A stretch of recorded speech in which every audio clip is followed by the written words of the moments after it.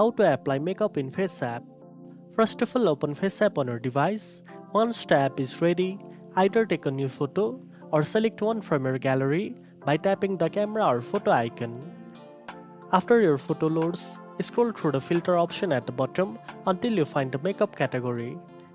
Tap on the makeup filter to open different makeup style like blush, eyelashes, eyeliners, eyebrows, and more.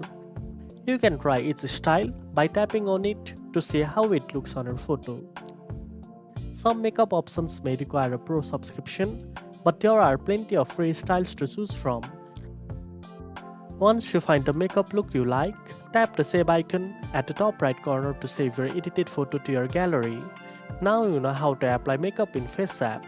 If you found this video helpful, don't forget to like, share, and subscribe for more editing tips. Thanks for watching, and I'll see you in the next one.